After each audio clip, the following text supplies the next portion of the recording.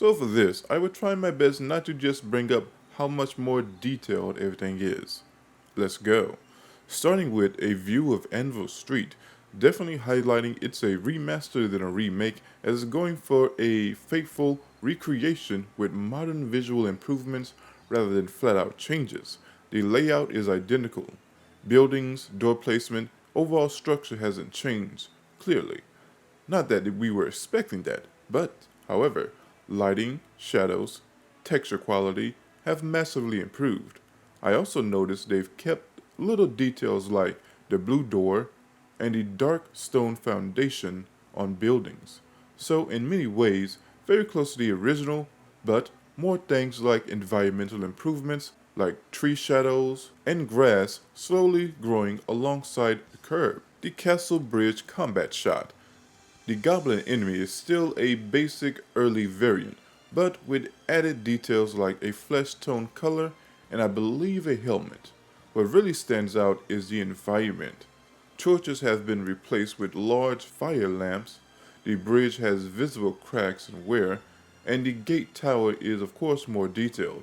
A huge improvement that I see, however, is how well things look from a distance. The older version from a distance, it looks a whole older generation than what the game came out as, while this one keeps the graphical consistency. Now here where things can be a bit more concerning, the image really illustrates both what's gained and perhaps lost in transition, from vibrant, charming, older version to a seemingly grounded realism in the remaster. Though I do like how the flowers look. Now this is a glow up in the best way possible. The rocks are uneven, the terrain is rugged, and you can spot skeletal remains, rusted debris, and broken crates, all partially overtaken by vegetation. This shows both the respect the iconic sewer exit deserves, while also looking like, yeah, it's a sewer exit, and MFs have died here before. Also shows there may even be improvements in environmental storytelling due to the new graphics. What really stands out in this shot is that we finally get a look at that vibrant color. I hope we see more of this in other areas of the remaster, because it strikes a nice balance between realism and that fancy charm Oblivion is known for. You can also spot Frostcrack Spire, way off in the distance, a nice touch. The bottom terrain is more rocky and varied, not just a flat green field like before. The mountains in the background actually look like mountains now, with visible snow-like terrain, proper ridges, and better scale. In the original, they came across as looking just like big hills. But another shot of Anvil, and honestly, not too much to say here besides the usual everything looks enhanced in detail. Though a small detail I noticed is that the top of the chapel now matches the color of the rest of the town structure. Also, it might be the camera angle, but the statue looks like it has a BBL. Now we get this shot. We finally get a much clearer look at a nighttime setting, and it really drives home that the remaster isn't going for a dull, washed out look. The time of day lighting is very lovely here, and more importantly, the skyboxes remain vibrant and colorful.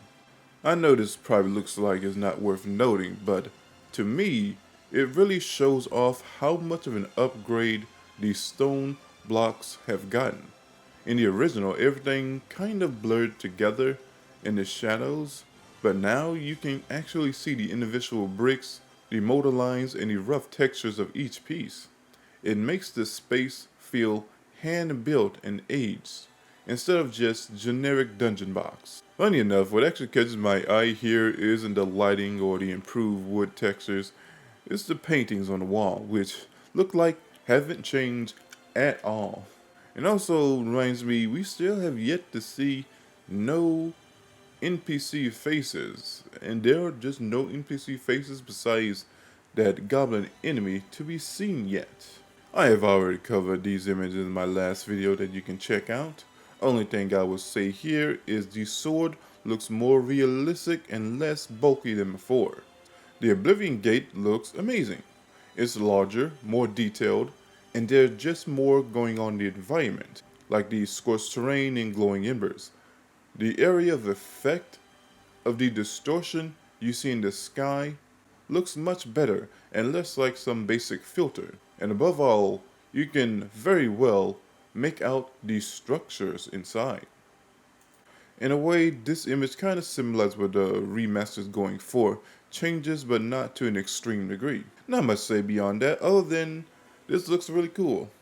Now for the deluxe edition shots. One is sadly in low quality, but here we go. This, I'm guessing cover image maybe, is honestly really nice. Shows the Oblivion symbol in flame, a hero on horseback holding a sword, the Imperial city in the background, and what looks like a dangerous structure looming inside. All done in this gold and black lettered texture design. All I can say is it looks heat. And finally, the deluxe edition details Shivering Owls and Knights of the Nine DLC, which is said to be included with the game. Which reminds me, the Pelennor White Strike armor will surely be getting an upgrade. Can't wait to see. Horse armor, of course, multiple in fact.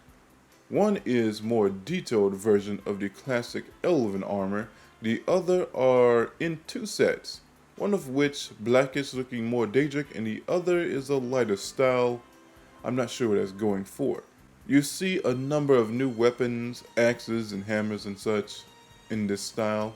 Some fans are speculating there will be more Elven and perhaps Elder Scrolls Online inspired designs and weapons coming. I'm so on the MMO, but I guess I can't complain about more things. My overall thoughts are very positive, honestly. This, while not a remake, is definitely a big boy, high effort remaster.